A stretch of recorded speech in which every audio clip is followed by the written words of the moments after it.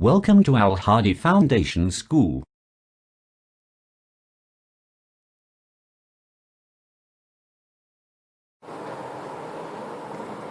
Bismillahirrahmanirrahim. Assalamu alaikum students.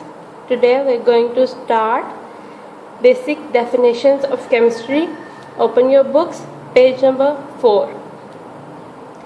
सबसे पहले हम देखेंगे मैटर क्या है. मैटर यानी कि मादा. Matter is simply defined as anything that has mass and occupies space. mass का वर्ड यहाँ पे यूज़ हो रहा है कि चीज़ का वज़न कितना है. हर वो चीज़ जो कि वज़न रखती है और जो जगह घेरती है वो मैटर या मादा कहलाती है.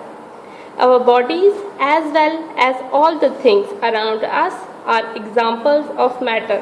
हमारा जिस्म और हमारी इर्द गिर्द मौजूद हर चीज़ मैटर की मिसाल है. In chemistry, we study all types of matters that can exist in any of three physical states: solid, liquid और gas.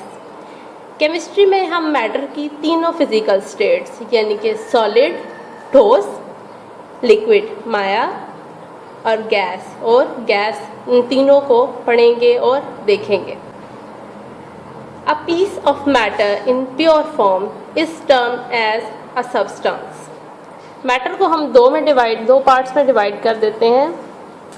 एक आ जाता है हमारे पास सब्सटेंस और दूसरा मिक्सचर.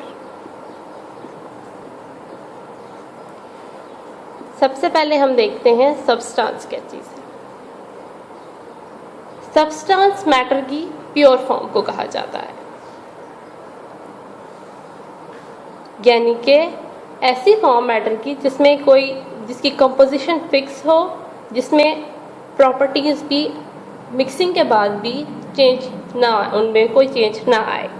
फॉर एग्जांपल अगर हम वाटर को देखें तो वाटर थ्रू आउट अपनी कंपोजिशन सेम रखता है. वाटर में हमने देखा था कि उसमें H2O formula, 2 hydrogen and 1 oxygen water की कंपोजिशन में आते हैं.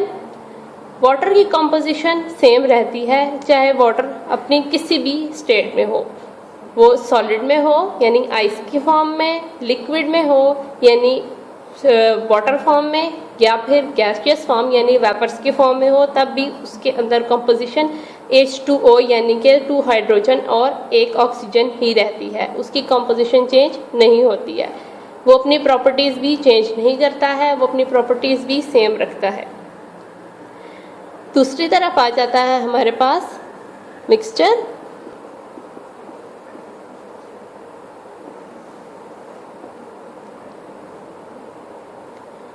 मिक्सचर मैटर की वो फॉर्म है जो इम्प्योर है. इसको होमोजेनस मिक्सचर भी कहा जाता है, हेट्रोजेनस मिक्सचर भी कहा जाता है.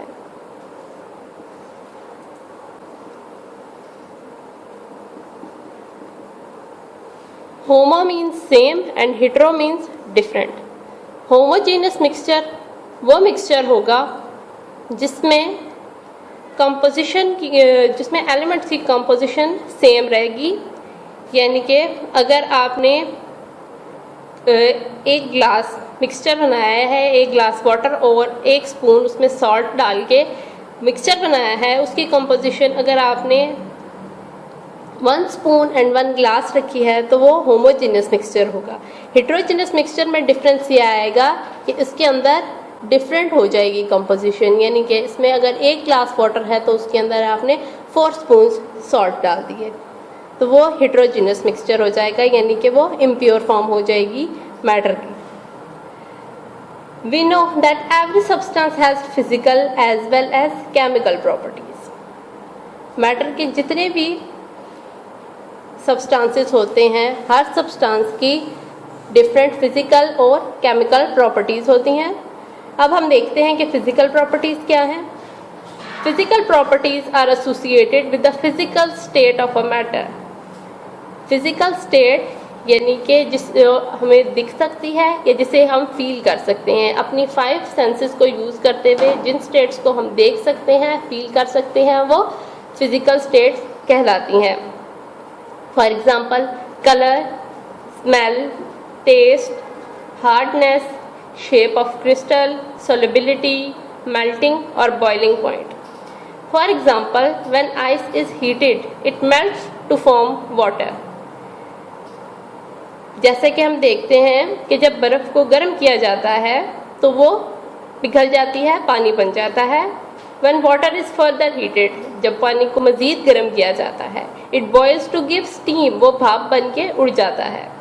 In this entire process, only the physical state of water changes, whereas its chemical composition remains the same. अब इस पूरे प्रोसेस में कि आइस का एक क्यूब मेल्ट हुआ, वाटर में चेंज हुआ, वाटर से चेंज होके वो वेपर में यानी स्टीम में चेंज हो गया। इस पूरे प्रोसेस में वाटर की फिजिकल स्टेट चेंज हुई है, वो सॉलिड से लिक्विड और लिक्विड से गैस में चेंज हुआ है, लेकिन उसकी कंपोजिशन चेंज नहीं हुई है। उसमें 2 हाइड्रोजन थे, वो ही रहे, और 1 ऑक्सीजन था, थ्रू आउट वही रहा। अब हम केमिकल प्रॉपर्टीज देखते हैं। The chemical properties depend upon the composition of the substance. Chemical properties इस चीज़ पर डिपेंड करती हैं कि जो सब्सटेंस है हमारे पास उसकी कंपोजिशन क्या है, वो किन चीज़ों से मिलकर बना है और कितनी चीज़ों से मिलकर बना है। When a substance undergoes a chemical change, its composition changes and a new substance are formed. जब एक सब्सटेंस के साथ केमिकल चेंज होता है, वो केमिकल चेंज से गुजरता है, उसकी कंपोजिशन बदल जाती है और एक नया सब्सटेंस बन जाता है। फॉर एग्जांपल, हम एक पेपर लेते हैं और उस पेपर को हम जला देते हैं। पेपर को बनाने के लिए मुख्तलिफ सब्सटेंसेस यूज़ हुए थे, लेकिन जब उस पेपर को जला दिया गया तो हम उससे हमारे पास सिर्फ राख बच जाएगी। हम उस राख वो हमारे पास एक नया सब्सटेंस आ जाएगा, पुराना सब्सटेंस नहीं रहेगा। For example, decomposition of water is a chemical change as it produces hydrogen and oxygen gases. Decomposition of water यानी वाटर के एक मॉलिक्यूल की ब्रेकेज में एक केमिकल चेंज आता है जिसमें हाइड्रोजन और ऑक्सीजन अलग अलग हो जाते हैं। All materials are either a substance or a mixture. तमाम मटेरियल जो हम अपने इर्द गिर्द देखते हैं वो या तो सब्सटेंस होते हैं या मिक्सचर होते हैं, यानी वो तो या तो मैटर की प्योर फॉर्म होंगे या फिर मैटर की इम्प्योर फॉर्म।